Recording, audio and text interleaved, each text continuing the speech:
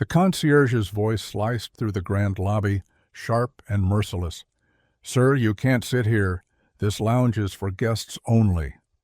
But as the single dad bent to gather his daughter's scattered crayons, he didn't see the woman lowering her book nearby, the woman who owned the entire hotel chain. Before we dive into this journey of heartbreak, resilience, and an unexpected second chance, take a moment. Drop a comment below telling us where in the world you're watching from.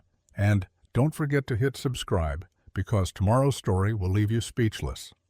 The rain had turned mean by the time Jack Mercer pushed open the glass doors of the Meridian Hotel.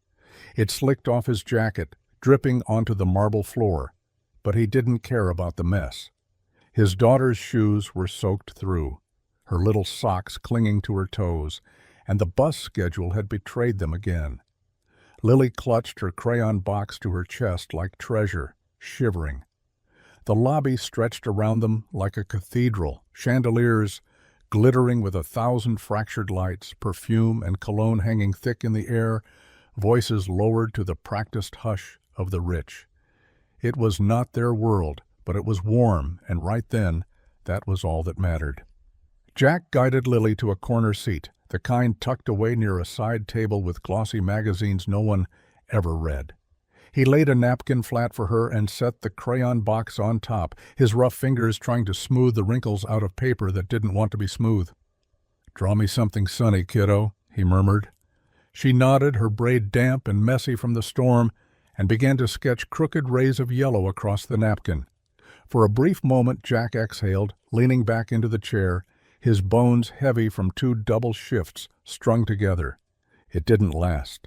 The concierge appeared like a shadow, crisp in his navy blazer, silver name tag gleaming under the chandelier.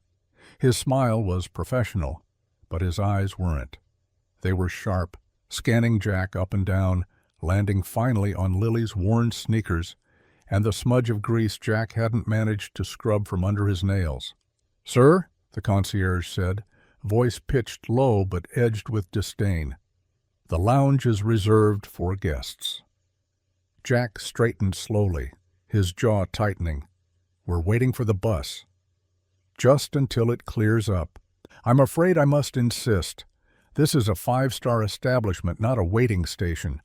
The man's gaze flicked to Lily, to the napkin with its half-finished sun, and his smile tightened further. Perhaps the station downtown would be more suitable.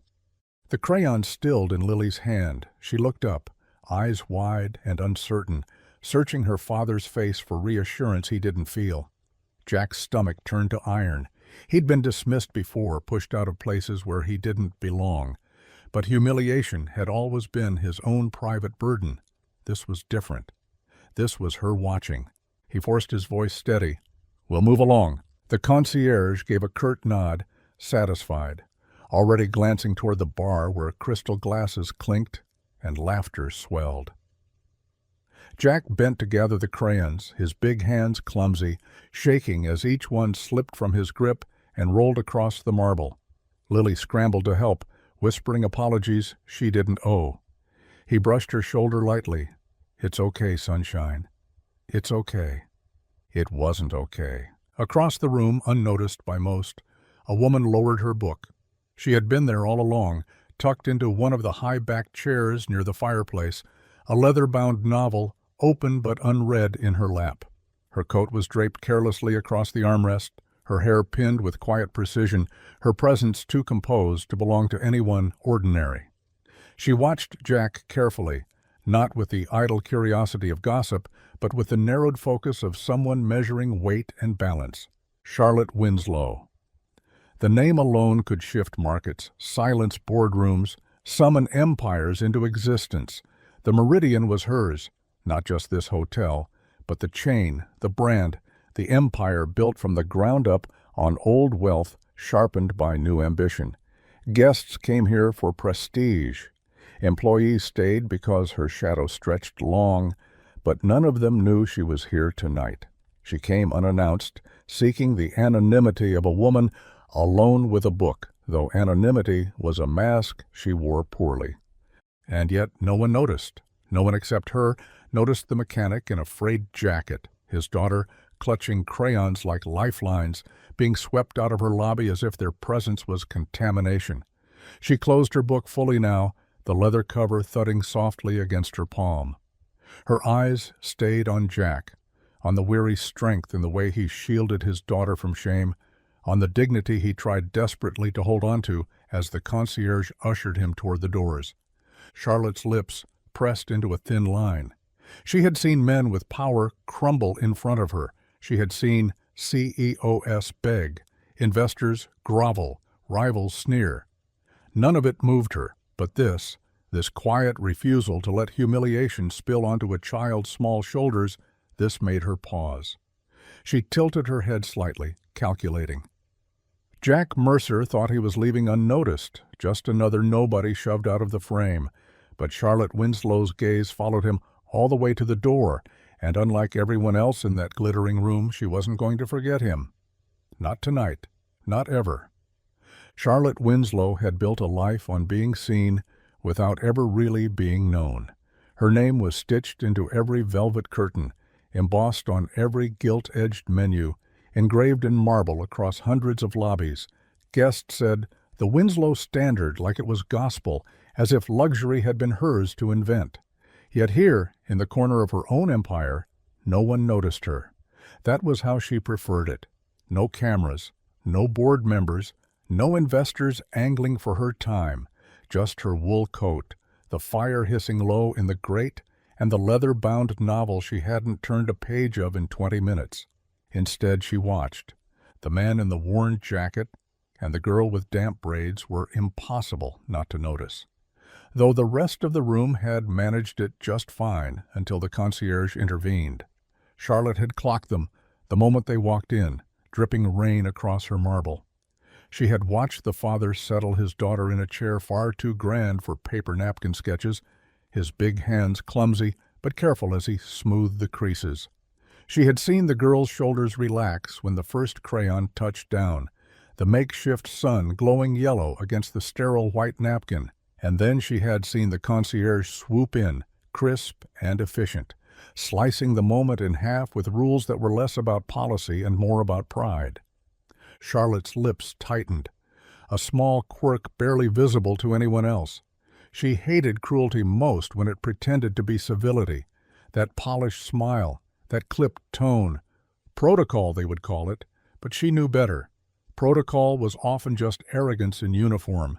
Her eyes stayed fixed on the father. He didn't argue. He didn't raise his voice or throw his weight around.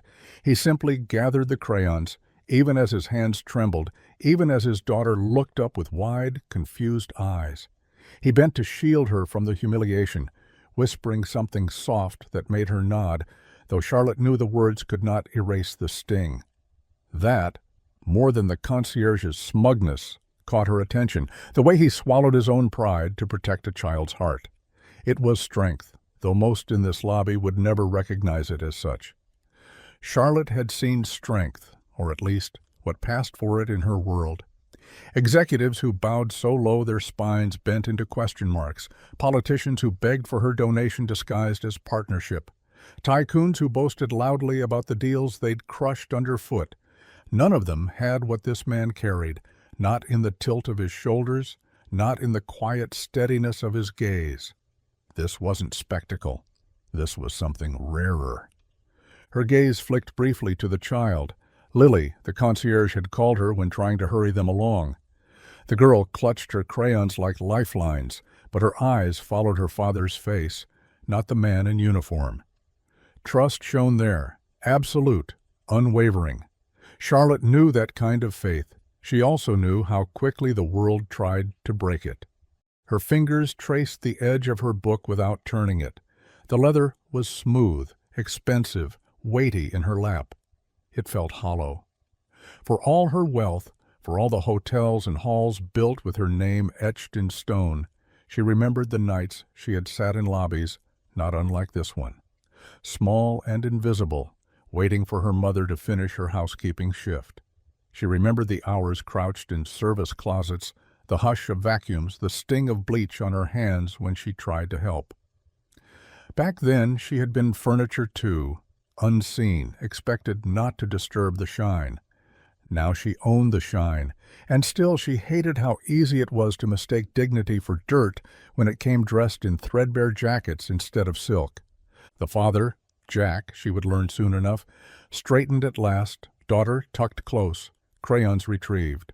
He looked up just briefly, and their eyes met across the distance. He didn't know who she was.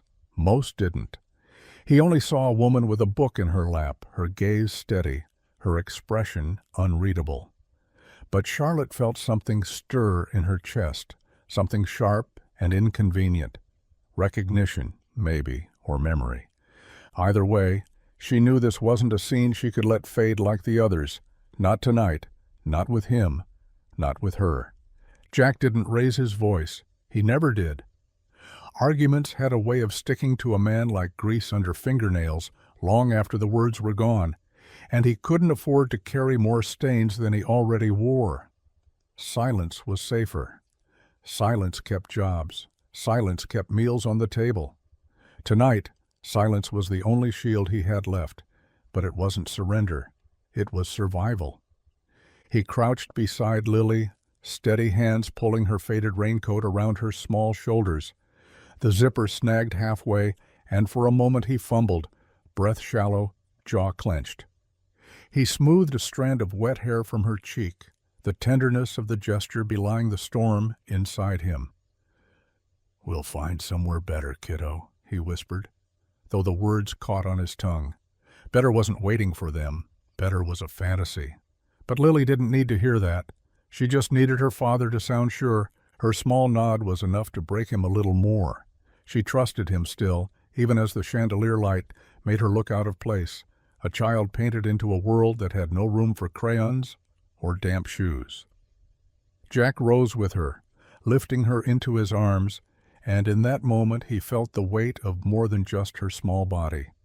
It was the weight of her innocence, fragile, threatened by moments like this. The stares pressed in from every side. A couple in sequined gowns and tailored tuxedos glanced their way with thin smiles that weren't smiles at all. A man with a glass of champagne chuckled under his breath, shaking his head as if the sight of them was some minor inconvenience he might brush off his sleeve. To them, Jack wasn't a father with a child waiting for a bus. He was a stain, a misstep on polished marble. The concierge stood off to the side now, arms folded like a guard who had won a battle. His eyes carried the smug ease of someone convinced he had done his job well, protected the sanctity of the meridian from people like Jack. Jack felt his heart hammering, not out of shame, but out of fear. Fear that Lily was learning too early that dignity could be stolen with a clipped tone and a dismissive gesture. Fear that she would come to believe she didn't belong in places like this, not because of who she was, but because of who others decided she wasn't. He adjusted her against his chest, one arm steady beneath her, her small head resting near his shoulder. She was quiet now, holding the box of crayons like it was all she owned. Maybe, in some ways, it was. He started toward the door, the sound of rain already whispering against the glass. His boots scuffed against the marble floor, each step echoing louder in his own ears than the chatter of the room. He told himself to keep moving. Don't look back. Don't give them more of yourself than they've already taken. But his eyes betrayed him. Just before he reached the exit, they flicked across the room to the corner where she sat, the woman with the book. Their gazes collided, quiet but unshakable. She didn't flinch, didn't avert her eyes the way polite people do when they're caught staring. She held his gaze, steady, measuring. Not with judgment, not with pity. Something else, something Jack couldn't name, not then. But it felt like the first kindness of the evening, and maybe the first he'd felt in a very long time. He blinked, and it was gone. The concierge shifted, the doors loomed, and the lobby returned to what it had been before he entered. Glittering, shallow, indifferent. Still, as Jack pushed into the rain with Lily's arms looped around his neck, he carried that look with him. A reminder that not everyone had turned away. Someone had seen him, really seen him. And that sliver of recognition, fragile as it was, held him upright as he stepped back into the storm. Charlotte set her book down with a finality that made the concierge's words falter mid-breath. The quiet thud of leather against marble sounded louder than it should have, like the striking of a gavel. For a beat, the hum of the lobby carried on, glasses clinking, laughter simmering, the rustle of expensive fabric, but those nearest caught the shift in air. Her voice followed, low and controlled, the kind of tone that expected obedience. "Excuse me," she said evenly. "Why are you throwing out one of my guests?" The concierge stiffened as if invisible strings had jerked him upright. His mouth opened, then closed. He recognized her instantly. They all did. He had never expected to see her standing here in person. No press, no entourage, no shield of assistance. Charlotte Winslow, the very name engraved into the stone outside.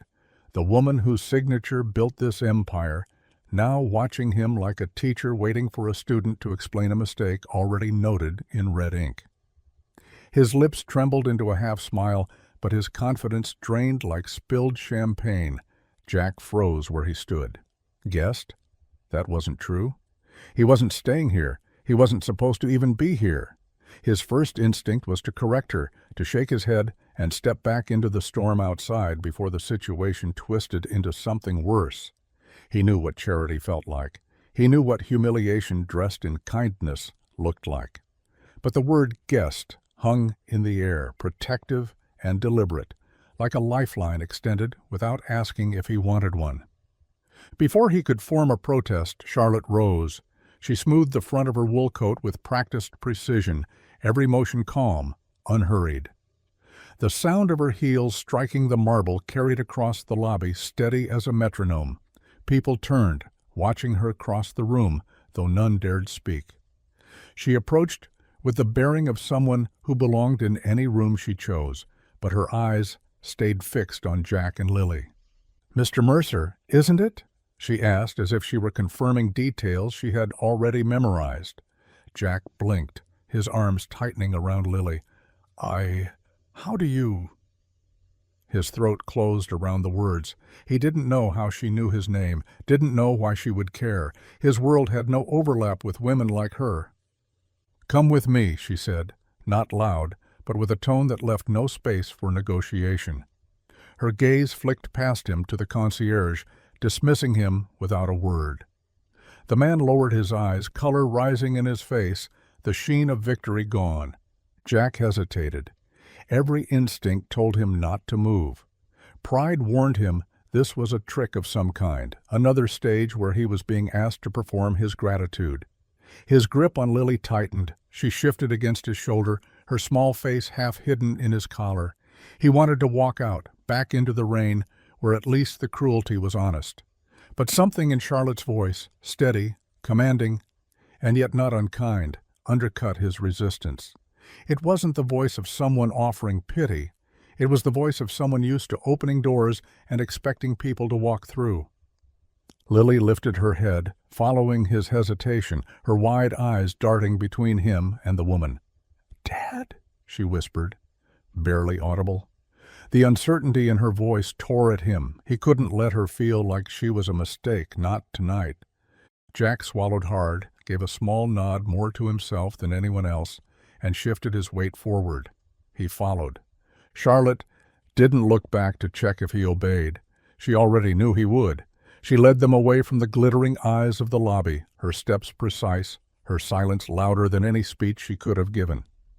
And with each echo of her heels, Jack realized this night had veered into territory he couldn't explain. Territory where a janitor and his daughter were being pulled, willingly or not, into the orbit of a woman who owned the walls around them.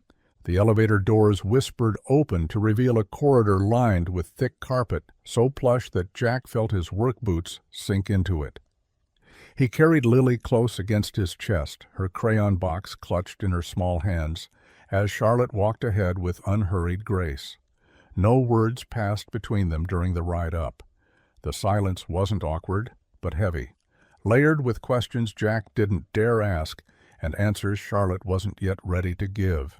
She stopped at the far end of the hall, slid a key card into a discreet panel, and pushed the door open. Warmth rushed out like an embrace. A fire glowed in a sleek stone hearth, throwing shadows that danced against walls lined with art. He couldn't name, but knew cost more than he made in a year. Floor-to-ceiling windows framed the storm outside, rain streaking down the glass in blurred ribbons of silver. In the center of the room, a low table had already been set with porcelain teacups, delicate biscuits, and small bowls of fruit. Lily wriggled from his arms the second her eyes landed on the room. She darted toward the windows, her sneakers squeaking against polished wood, and pressed her palms to the glass. "It's like a castle," she whispered in awe, her reflection small and glowing in the firelight. Jack didn't move. He stood stiffly near the threshold, his broad frame casting a shadow into the room. "We don't belong here," he muttered, more to himself than to anyone else. The words tasted bitter, like truth disguised as apology. He'd walked through enough gilded spaces as a cleaner, a repairman, a ghost. He knew where he fit, and it wasn't here. Charlotte slipped her coat from her shoulders and laid it neatly across a chair. Without summoning anyone, she crossed it to the tea service, poured steaming amber liquid into 2 cups, and gestured for him to sit. "You belong wherever you need to be," she said quietly, her tone absent of grandeur. She didn't press, didn't attempt to reassure him with false cheer, just stated it as though it were fact, as though the suite's warmth was as much his right as hers. Jack's instinct was to argue, but Lily had already sunk into the thick rug near the fire, crayons scattered across a hotel notepad Charlotte had wordlessly slid across the table. Her laughter, soft, unguarded, cut through his hesitation. He sighed, removed his wet jacket, and sat, though his posture remained taut, ready to rise at the slightest sign of mockery. Charlotte didn't pepper him with questions. She didn't make polite conversation. She simply sat opposite him, her long fingers curled around delicate china, her gaze flicking now and then toward Lily as the child sketched crooked rainbows under the glow of the fire. Jack hovered like a shadow, every movement cautious, waiting for the catch, the hidden cost. At last Charlotte set her cup down, the porcelain clinking softly against its saucer. Her voice carried no accusation, only curiosity. "Why didn't you defend yourself downstairs?" Jack lifted his gaze slowly, meeting her eyes across the table. There was no hesitation in his answer. "Because my daughter was watching." Charlotte stilled. She had expected excuses, resentment, maybe even bitterness. She had expected a man to say he didn't want trouble, that it wasn't worth the fight. But what she received was something different, something stronger. His choice hadn't been silence born of weakness. It had been discipline, restraint, protection. She let the words linger in the air, warming the space more than the fire behind them. Her lips curved, not into a smile, but into something more thoughtful, more human. That answer was not what she had expected. It was better. And as Lily giggled softly in the corner, coloring castles that looked strangely like the suite they sat in, Charlotte realized the night had shifted in ways even she hadn't planned. The fire cracked softly, its glow spilling warmth across the penthouse suite. Outside, rain traced slow rivers down the glass. City lights blurred into watercolor through the storm. Lily sat cross-legged on the rug, a mug of cocoa clasped in both hands. A smear of whipped cream clung to her upper lip as she bent over her paper, sketching towers and turrets with crayons Charlotte had ordered from room service as casually as some people asked for more ice. The castle grew taller with each stroke, its windows glowing gold in her imagination. Charlotte sat angled toward Jack, her posture still regal even without the armor of a boardroom. She studied him the way she studied balance sheets, looking for the line that revealed more than the numbers claimed. He seemed out of place against the backdrop of silk drapes and designer chairs, a man built for grease and grit, not velvet and glass. But the stillness in him, the way his eyes softened when they drifted toward his daughter, unsettled her more than any tycoon's bravado ever had. "Tell me about yourself," she said finally, her voice low, the question delivered not as small talk, but as something heavier, more deliberate. Jack shifted in his chair, his hands tightening around the delicate teacup like it might break under the wrong pressure. He gave a small shrug, eyes lowered. Nothing worth telling. Mechanic, janitor sometimes, just trying to keep a roof over us. Charlotte tilted her head. She had heard the same deflection from senators and CEOs when they didn't want to be seen. But there was no performance here, no slick attempt at humility, only a man who believed every word. And before that, she pressed gently. For a long moment the fire filled the silence. Jack's eyes darkened, shadows moving behind them like smoke. "Army," he said at last. "Iraq. Came home with more ghosts than medals." Charlotte stilled, her gaze steady on his face. The words were blunt, stripped of theatrics, delivered with the kind of honesty that comes only from someone with nothing left to prove. She recognized it instantly. She had heard men recount their victories in gilded detail, drowning in pride. But Jack's tone carried no pride, no drama, only the weight of memory. The silence stretched. Lily hummed softly to herself, oblivious, drawing a drawbridge across her paper fortress. Charlotte glanced at the girl, then back at her father. She didn't pity him. Pity was shallow, corrosive. What she felt was harder to name, something closer to respect. "Is that why you never argued with him?" she asked quietly, nodding toward the memory of the concierge's disdain. Jack's jaw flexed, his eyes fixed on the fire. "I've seen what arguing gets you," he murmured. "Seen what pride costs when you can't back it up." Men who raised their voices, fought for inches, and lost everything anyway. Sometimes silence is the only weapon left. He paused, then added, "But I don't let her think it's weakness. Not if I can help it." Charlotte studied him for a long moment, the firelight catching in her eyes. She wondered how many rooms like this he had walked past without being noticed, how many lobbies had treated him like he didn't belong. She wondered what it did to a man to carry dignity like a private burden, something fragile he guarded for his daughter more than for himself. "You know," she said softly, "strength doesn't always look like people expect it to." Jack gave a dry laugh, low and without humor. "That's one way to put it." His gaze flicked toward Lily, who was now drawing stars above her castle, careful dots of yellow crayon scattered across the page. His shoulders eased slightly. "She thinks castles are real," he said, his voice softening. "I let her. She'll learn soon enough what the world really looks like." Charlotte followed his gaze, her chest tightening in a way she hadn't expected. She remembered her own childhood, the hotel lobbies she hid in, the corners where no one looked, the wish that someone would see her. She wondered what it would have felt like to have a father who fought for her in silence, instead of a mother who collapsed under it. The fire popped, sending a brief spray of sparks up the chimney. Jack set down his cup carefully, as if afraid of breaking something too fine for his calloused hands. His eyes met hers then, steady and unflinching, and Charlotte felt the moment settle between them like an unspoken contract. No pity, no performance, just two people carrying their own ghosts, acknowledging them in the glow of firelight. Charlotte's gaze lingered on the fire, her features caught in its restless glow. For years she had perfected the art of letting silence be a wall, measured pauses in boardrooms, calculated stillness when reporters pressed too hard. But the quiet that hung between her and Jack now felt different. It wasn't armor. It was invitation, and she hated that she could feel herself answering it. She set her teacup down, the porcelain clinking faintly, and folded her hands in her lap. For a moment she said nothing, and Jack didn't press. That unnerved her more than questions would have.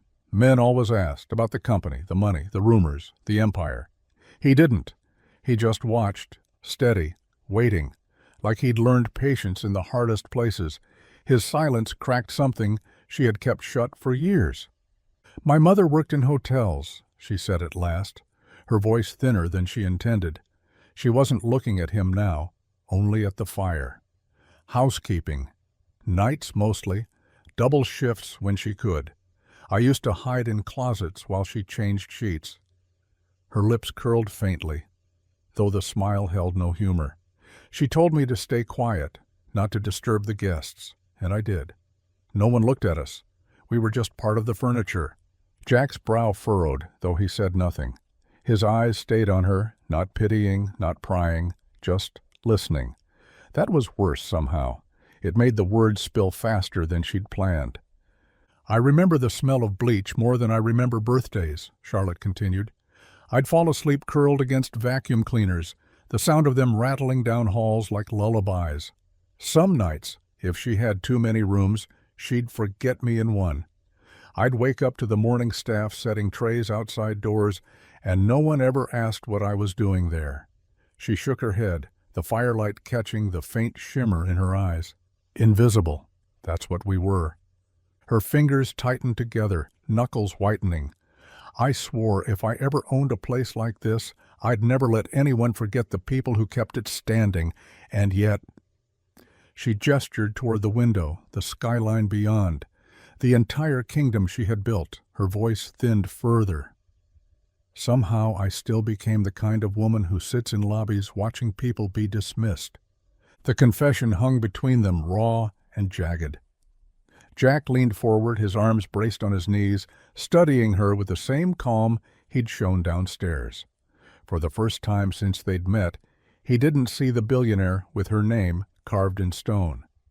He saw someone who had lived in visibility too, a child who had learned early how to be overlooked, and who had fought her way into being unignorable.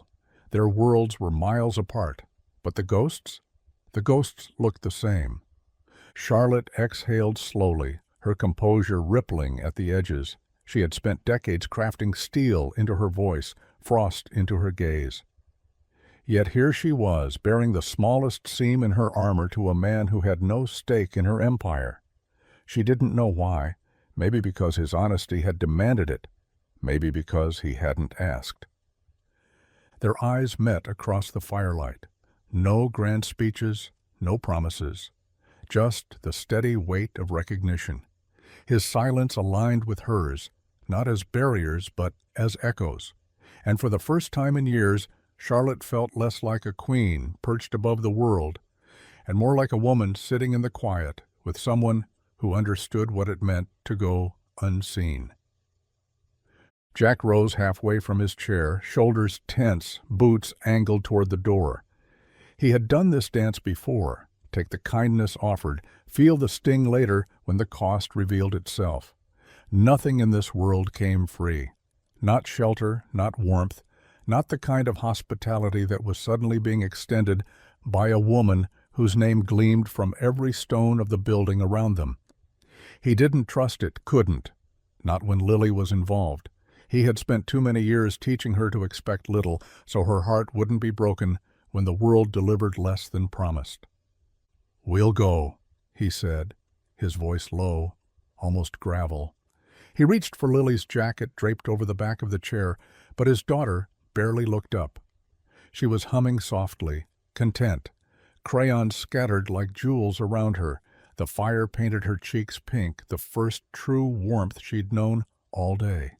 To pull her away now felt like cruelty, but to stay felt like weakness. Charlotte didn't move, but her presence seemed to block the door as firmly as any lock.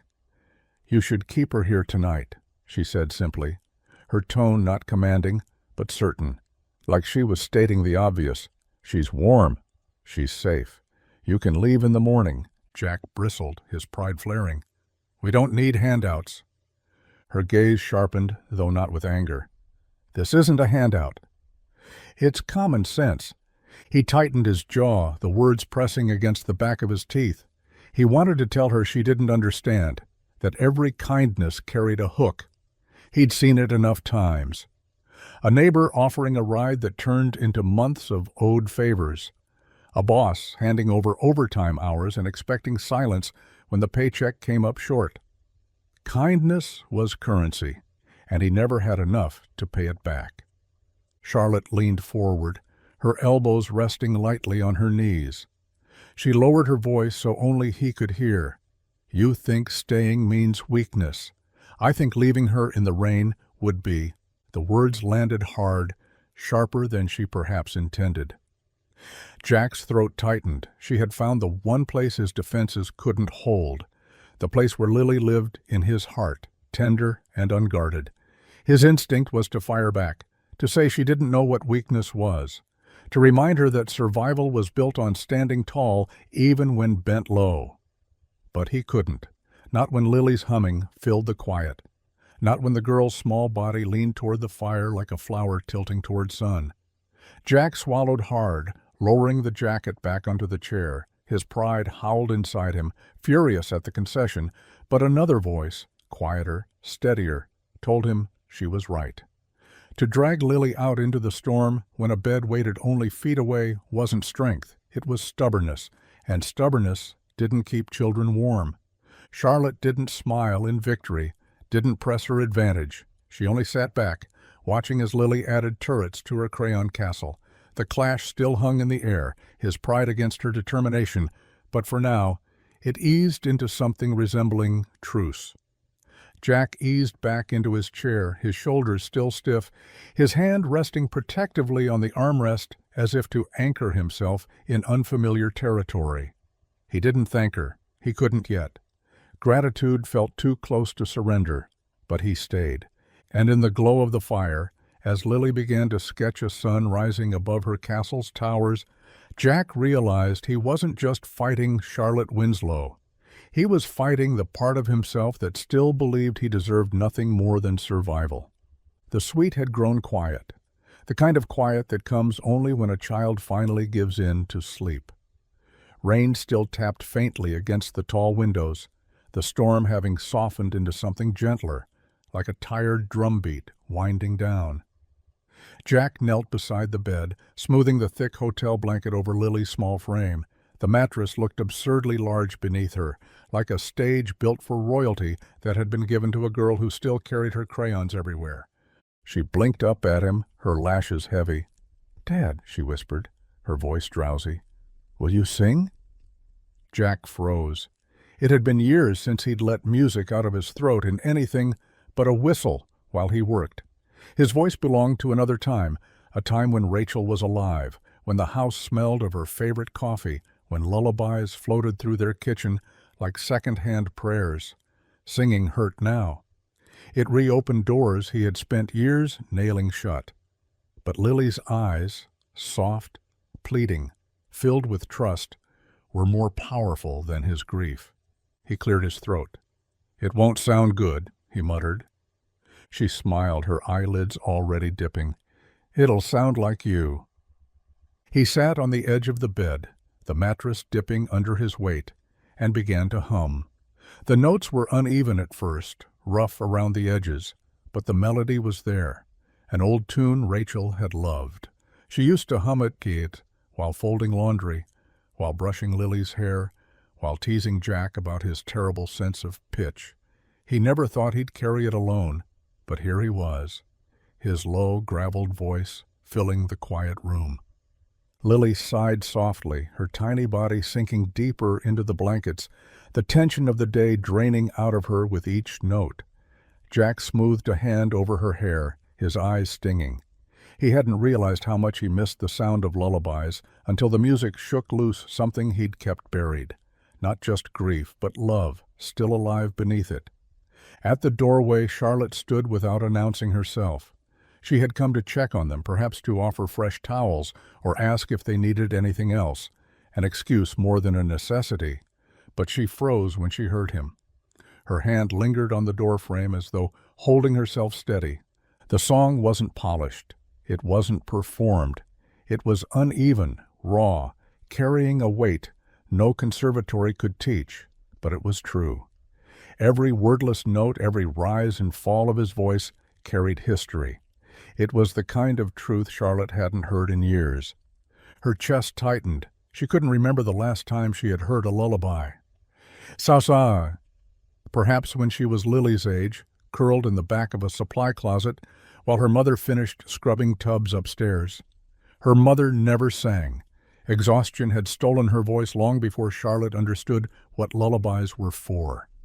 Silence had been her cradle song, and now, listening to Jack's rough melody, Charlotte felt a strange ache in her ribs, a reminder of something she had never truly been given but missed anyway.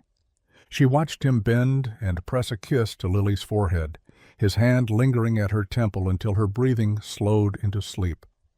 The way he looked at his daughter, steady, unyielding, but so tender, unsettled Charlotte in ways no hostile takeover, no boardroom betrayal, no billion-dollar decision ever had. Business wars were predictable. This was not. This was vulnerability laid bare, a man carrying grief like a second skin, and still finding a way to give his daughter comfort. Charlotte's throat tightened as she turned away, careful not to be seen. She returned to the firelit room beyond, but the sound of his voice clung to her. It wasn't the melody that echoed, it was the truth inside it.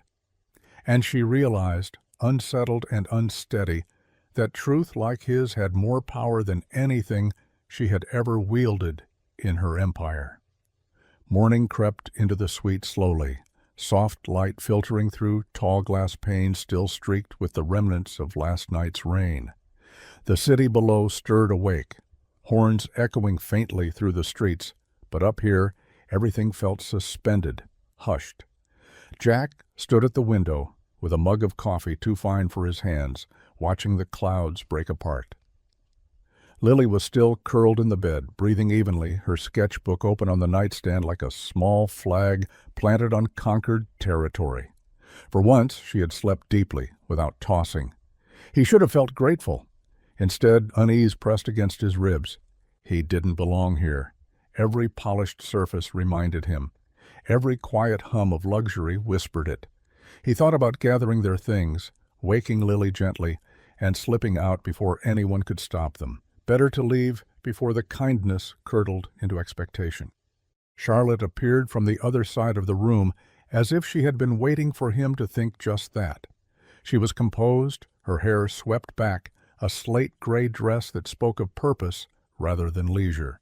She carried no book this morning, no shield of pretense, just herself. She crossed the room with calm precision and stopped near him, her gaze not on the skyline, but on him. "Work for me," she said. The words were so unadorned, so sharp, that Jack turned his head as if he hadn't heard right. "What?" Her eyes didn't waver. "Work for me?" "I'm starting a new outreach program for the Meridian Foundation. I need someone to oversee it, someone who sees people, not profits." Jack let out a dry laugh, though nothing about it was amused. "I don't want a handout." "This isn't charity," she replied evenly. "It's trust." He shook his head, incredulous. "Trust? You don't even know me. I know what I saw." She stepped closer, her voice steady, not forceful but grounded. "Downstairs, you could have fought back. You could have shouted, demanded. Instead, you protected your daughter's dignity before your own. That kind of strength doesn't show up in resumes, but it's what this program needs." Jack stared at her. He had faced men with weapons, storms in deserts, nights without sleep. None of it had unsettled him the way her words did. His whole life had been built on scraping by, taking what shifts he could, ducking his head when told to move along.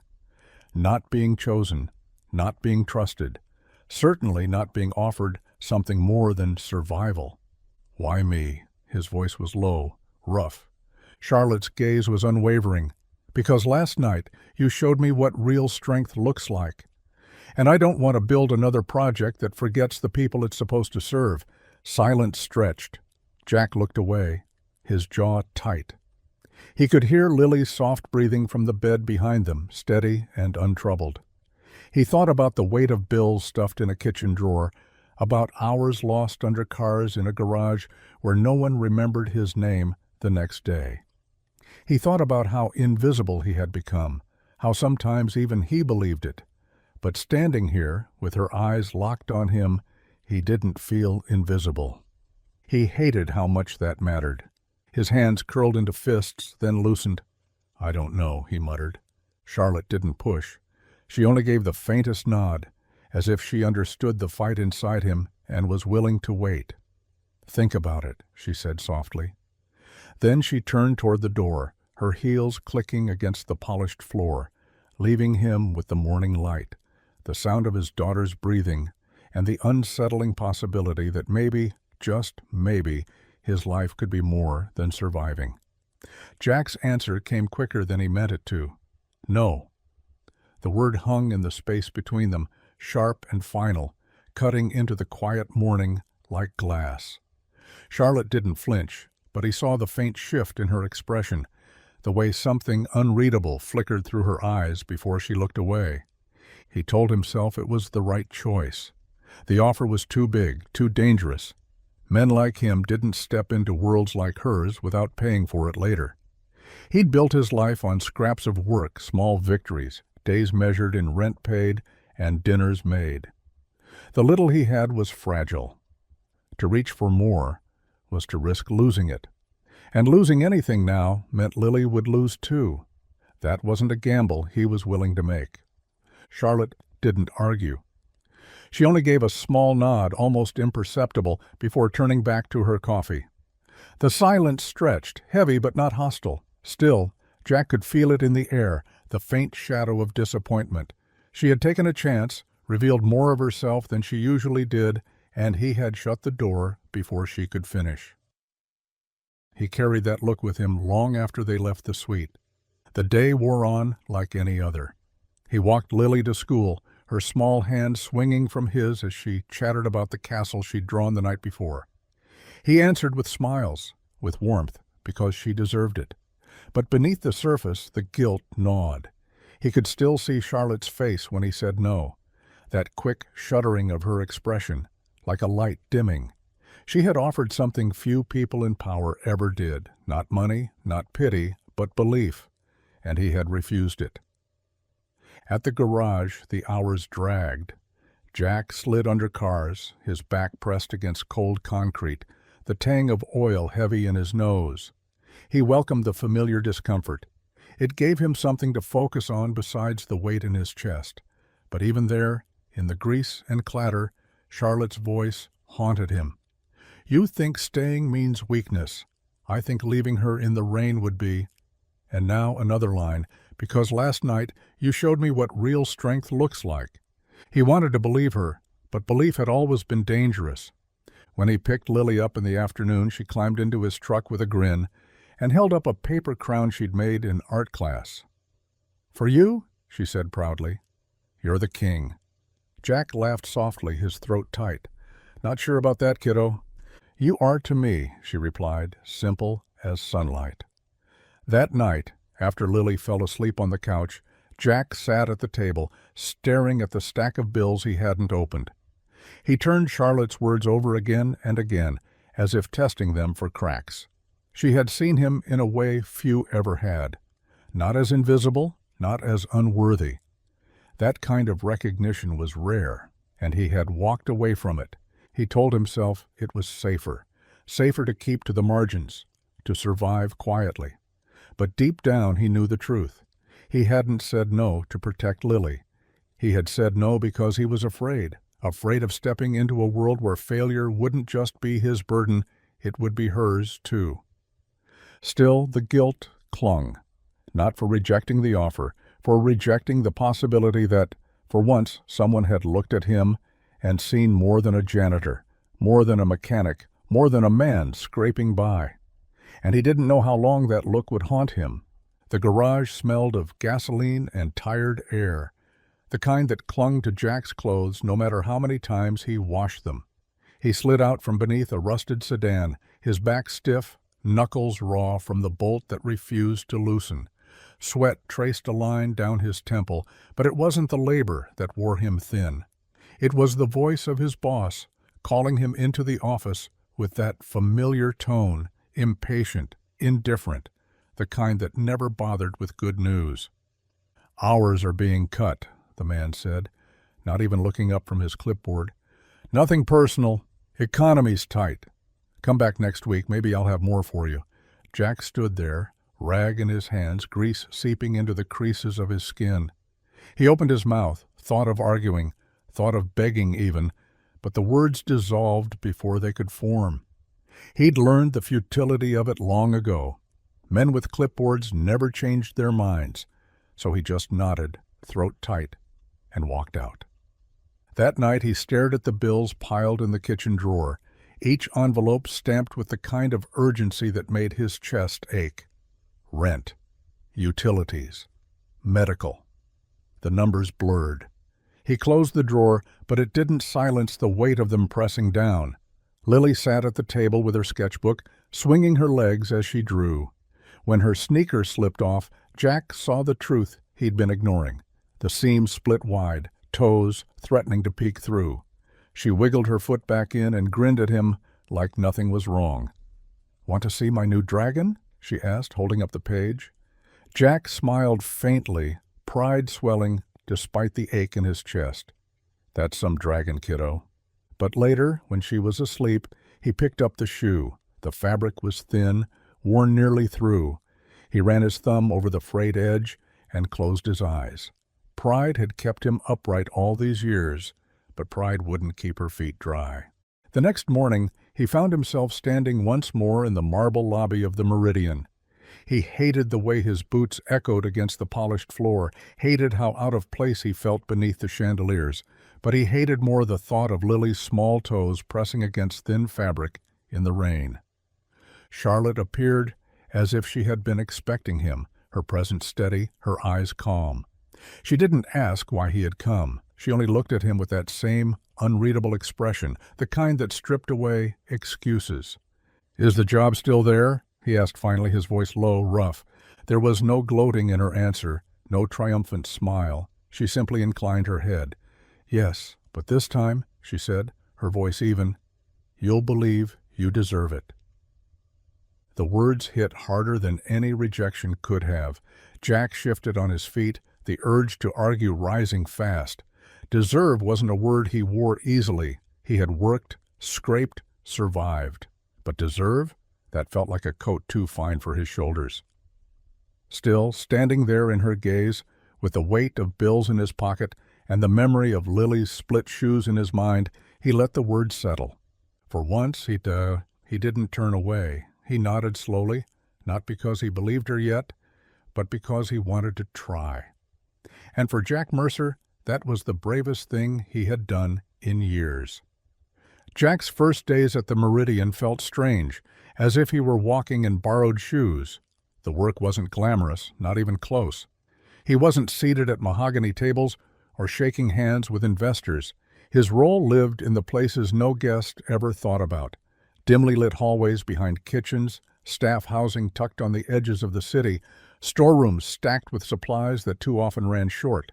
He inspected living quarters where housekeepers returned after 12-hour shifts, rooms that held more exhaustion than comfort. He walked through the cafeteria kitchens, speaking with dishwashers whose voices were usually drowned out by clattering plates. He coordinated food donations, listening carefully as the staff explained which families needed more this week and why. He scribbled notes in a battered pad, details no one else had bothered to record, because to him, people weren't numbers. They were names, stories, lives. Patience became his currency, resilience became his language. And for the first time, the very traits that had once branded him as small, unambitious, invisible, became the tools that made him effective. He wasn't trying to survive here. He was trying to make something better.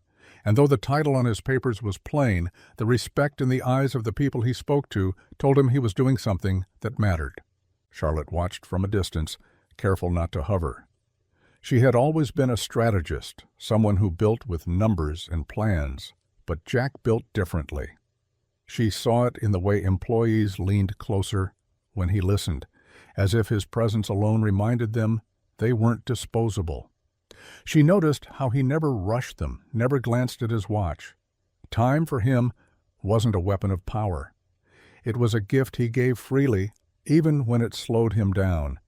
That kind of leadership couldn't be taught in boardrooms, and Charlotte, who had studied leadership in all its most ruthless forms, found herself quietly impressed. Lily thrived in the shadow of this new life. After school, she sometimes tagged along, sketchbook in hand, while her father finished rounds. She drew quick portraits of kitchen staff, doodled caricatures of laundry workers with mountains of towels, and handed them over shyly. More often than not, her drawings were taped up in break rooms within hours. It delighted her, but what struck her deeper was something harder to explain. She saw her father differently now, not just tired, not just scraping by. She watched him stand tall when others asked questions. She listened as he explained solutions, clear and steady, to problems people had carried silently for years. She saw his shoulders straighten, not with pride, but with purpose. For the first time, her father wasn't just surviving the world's weight, he was helping lift it from others. One evening, as they walked home, she slipped her hand into his and said quietly, "Dad, you're like the king in my castle drawings now." Jack chuckled, shaking his head. "Kings wear crowns, kiddo. All I've got is grease on my hands," but Lily squeezed tighter, refusing to let go. "You don't need a crown. People listen to you." The words followed him long after she drifted to sleep. He thought of the janitor's cart he used to push, the garage floors he used to scrub oil from. He thought of all the times he had been told to move along, to stay in the shadows. And now here was his daughter, watching him with new eyes, believing he was something more. Charlotte noticed it too. She didn't tell him outright, but she caught herself studying him in meetings, watching the way he deferred credit to others, the way his focus never shifted from the people he served. She had seen leaders intoxicated by the sound of their own voices. Jack was different. He didn't fill silences. He honored them. And in those silences, others dared to speak truths they had buried. It unsettled her, this kind of leadership. It wasn't loud. It wasn't polished. But it was real. And for reasons she didn't want to examine too closely, it made her believe in her own empire in a way she hadn't for years. For Jack, the work was just work.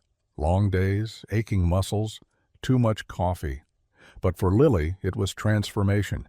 She carried his steadiness with her, proud, sure, drawing castles where the king wasn't distant on a throne but right there on the ground listening.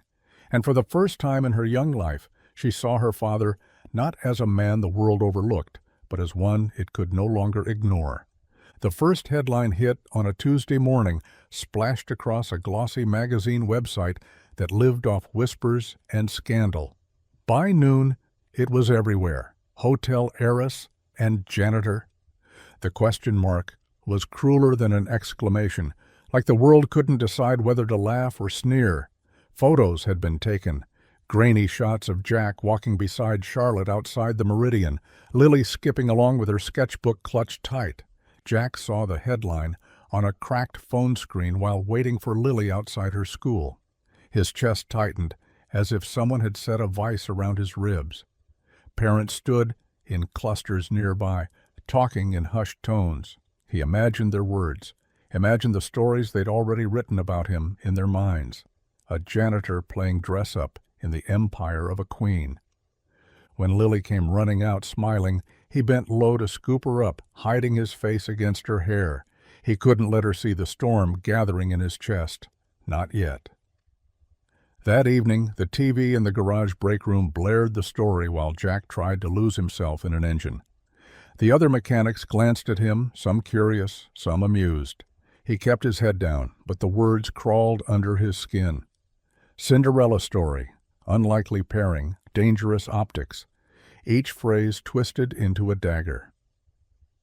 By the time he stepped into Charlotte's office later that week, he was already rehearsing the words he didn't want to say.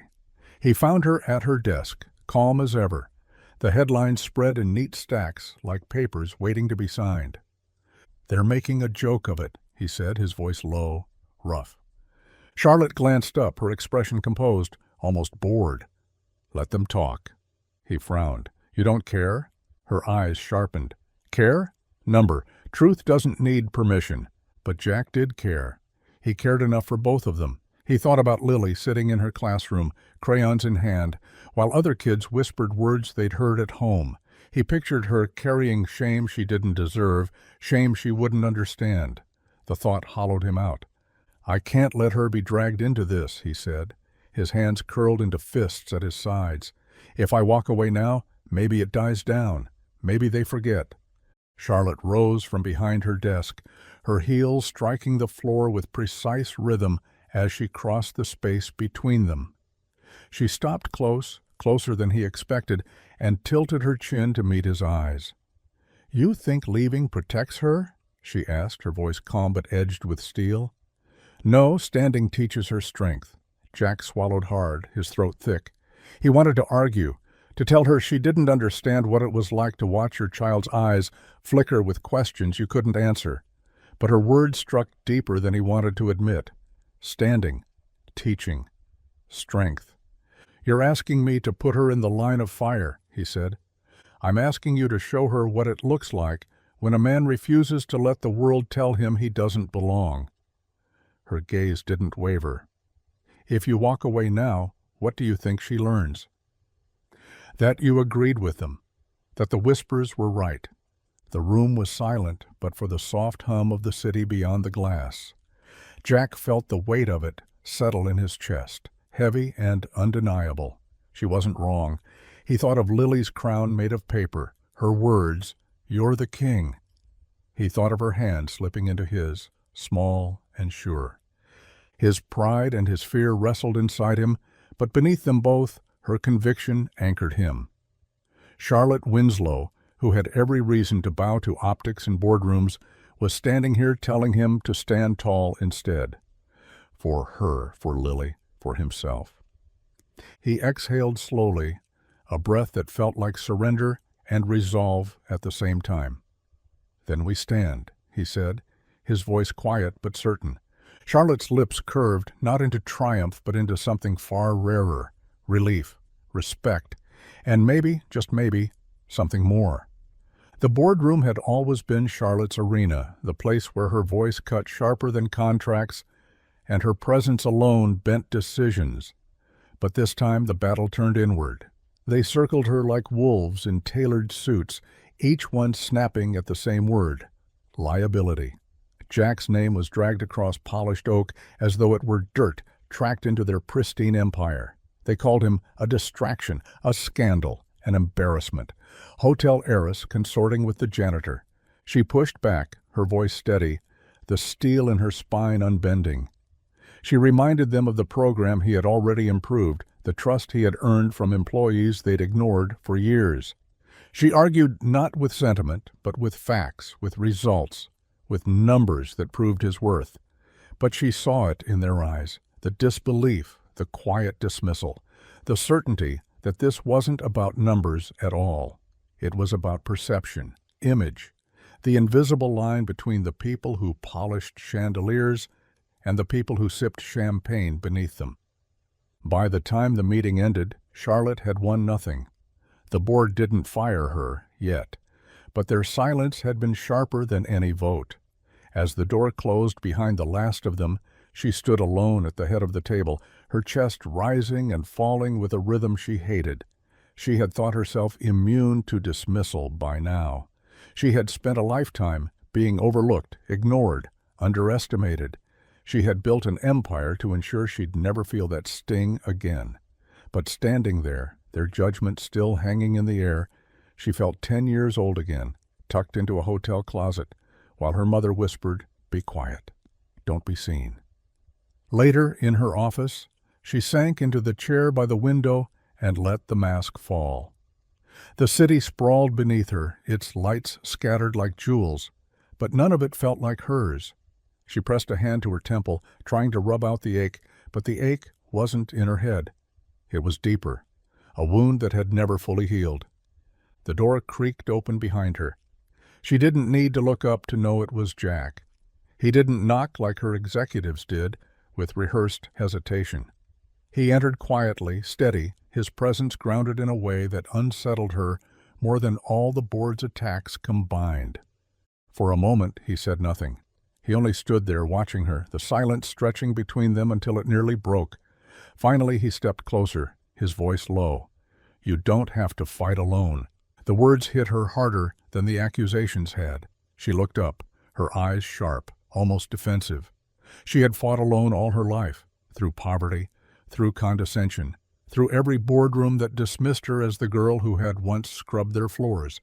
Fighting alone had been her way of proving she didn't need anyone. And yet here he was, not offering rescue, not pity, just presence. Something inside her cracked. For Charlotte, this was rarer than victory. Victory, she understood. Victory was strategy, was control, was pushing hard enough that no one could say no.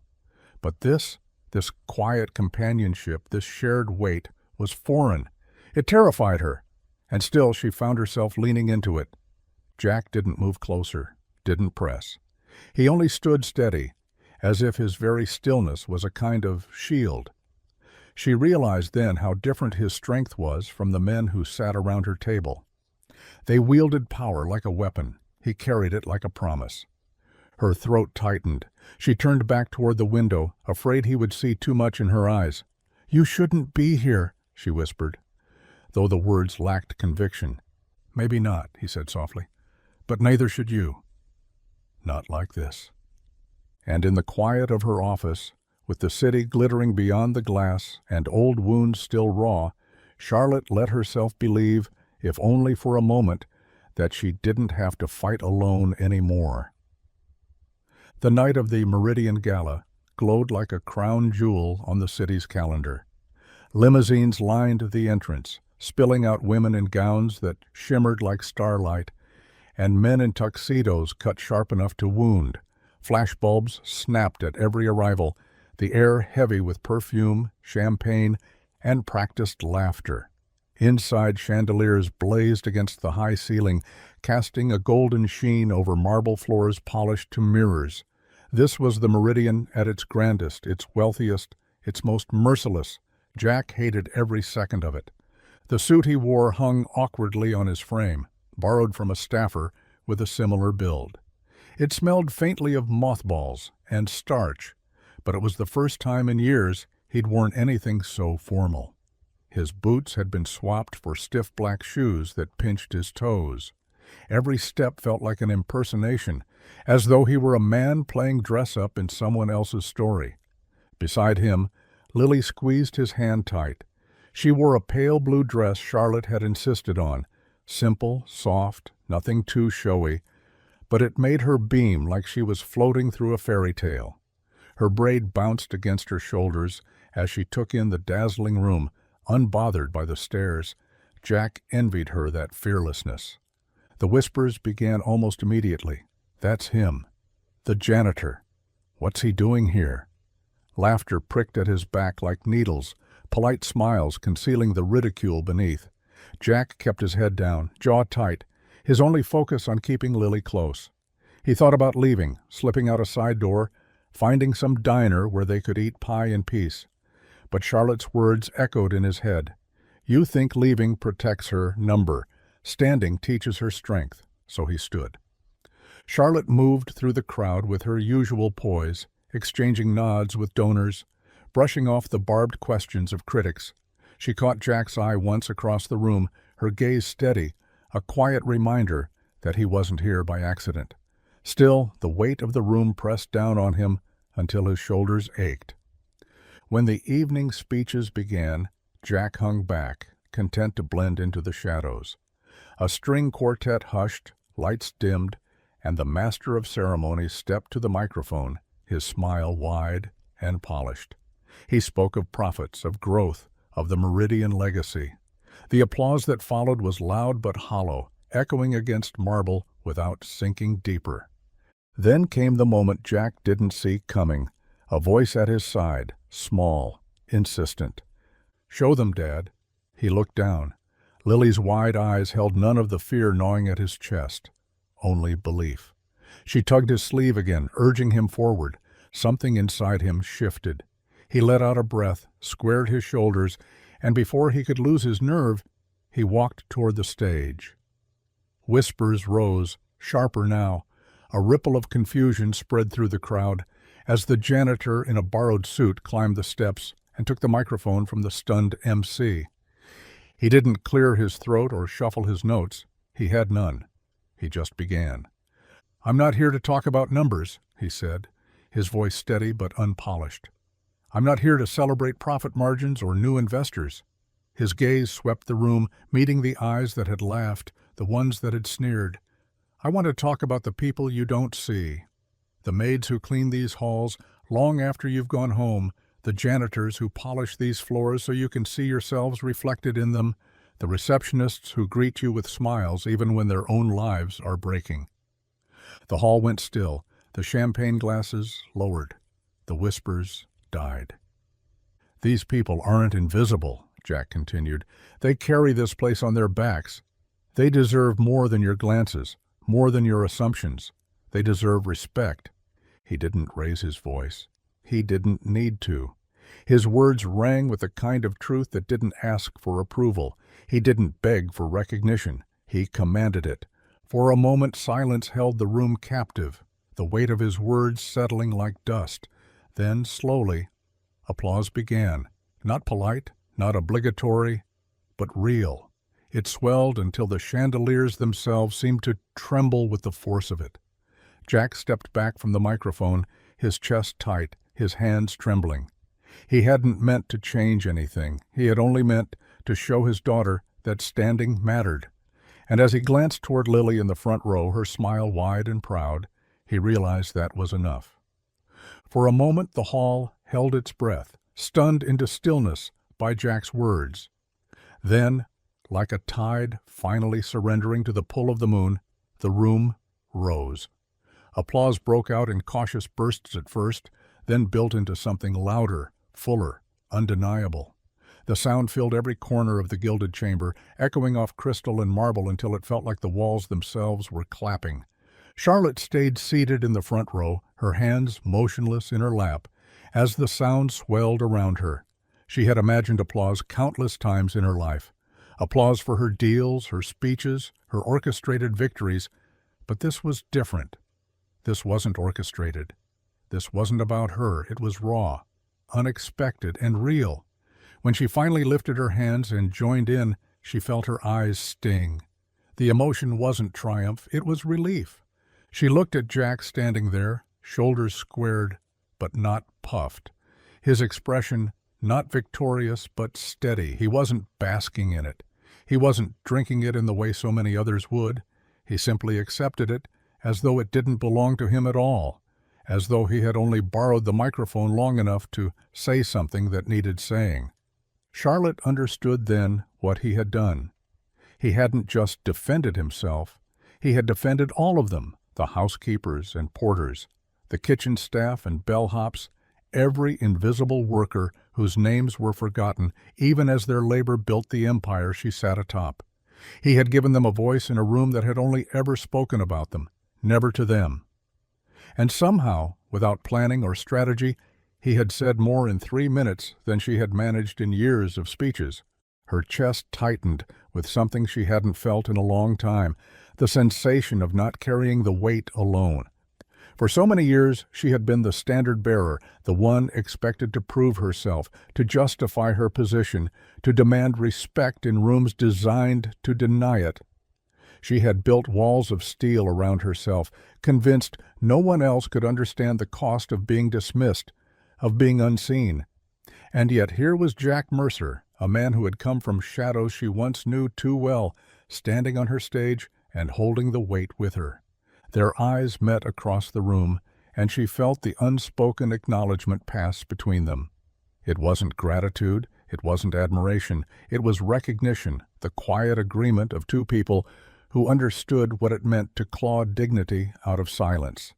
Around them the applause swelled again, people rising to their feet now, investors, critics, donors. Faces that had sneered minutes earlier were now flushed with awe, their skepticism drowned by the collective surge. Jack glanced down at Lily, who beamed up at him from her chair in the front row, her hands clapping furiously, her little paper crown tilting on her head. That was the only ovation he seemed to care about. Charlotte rose slowly, her gown brushing the polished floor. She clapped until her palms stung, not for show, not for optics, but because she had just witnessed something she would never forget. For the first time in years, she didn't feel like the lone defender of the invisible. She felt like she had an ally, someone who had carried his own scars through battles no one else had seen, and who now stood beside her without asking for anything in return. The moment stretched, golden and fragile, and Charlotte let herself believe that maybe her empire could be something more than a monument to survival. Maybe it could become a place where voices like Jack's weren't borrowed for a night, but woven into its foundation. And as the applause thundered around them, she realized the redemption wasn't just his, it was hers too. Months later, the rhythm of Jack's life had shifted in ways he still struggled to name. Gone were the nights of falling asleep at the kitchen table with unopened bills stacked like silent threats. Gone were the mornings of checking bus schedules only to carry Lily half a mile through the rain when it didn't come. Life hadn't become luxurious, he wouldn't even call it easy, but it had become steady, and steady felt like a gift. The apartment the company provided wasn't grand. It wasn't supposed to be. 2 bedrooms, a small kitchen with cabinets that creaked, walls that caught the afternoon sun just right. It was enough. Jack had insisted to Charlotte that it couldn't be charity, and she had agreed before he even finished the sentence. Not charity, she told him. Compensation. Payment for the hours he worked, the people he managed, the lives he helped make visible. The difference mattered. He could live with this because it wasn't pity. It was dignity. Lily loved it instantly. She called her bedroom the Castle Tower, arranging her drawings along the walls like banners in a great hall. Each week a new crayon kingdom rose, dragons, crowns, families seated at long tables. She thrived in the smallness of it, in the safety of knowing the rent wasn't a coin toss, in the security of a father who walked taller now than she had ever seen. Charlotte visited often, sometimes with folders under her arm, contracts to review, numbers to sign. Sometimes with no reason at all, simply to sit on the worn couch while Lily drew or told stories about school. She brought books occasionally, the kind she pretended to read while listening more to the laughter in the room than the words on the page. The apartment was modest, yet she seemed at ease in it, as though its quiet walls offered her something the penthouse suites never had. One evening, after Lily had gone to bed, Jack sat at the small kitchen table, its surface scarred by years of other families before them. Charlotte lingered across from him, a glass of water in her hand, her blazer draped on the back of a chair like she'd stopped carrying the need for armor.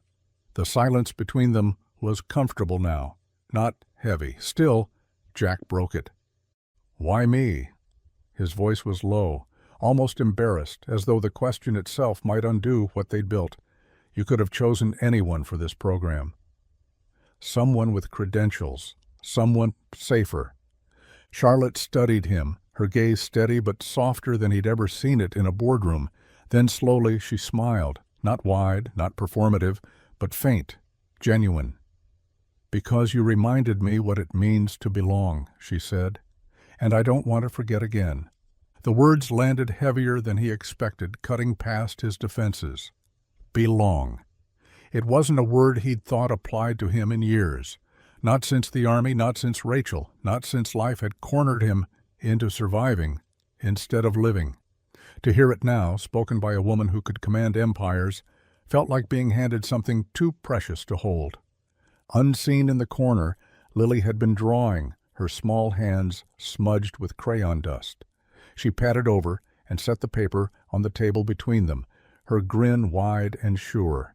The picture was simple, but clear. 3 figures seated around a table under a roof, each smiling. At the top, in blocky letters, she had written one word: home. Jack stared at it, his throat tight. Charlotte reached out and touched the edge of the page gently, her fingers brushing his for just a second. And in that small apartment, with its creaking cabinets and sun-warmed walls, Jack realized Lily had captured the truth neither of them had dared to name. For the first time in years, they weren't just surviving. They had found a place to belong. They had found home. If this story touched you, take a moment to let us know in the comments where you're watching from. Don't forget to hit subscribe so you never miss the next chapter, because sometimes the stories that stay with us most are the ones that remind us of the quiet power of belonging.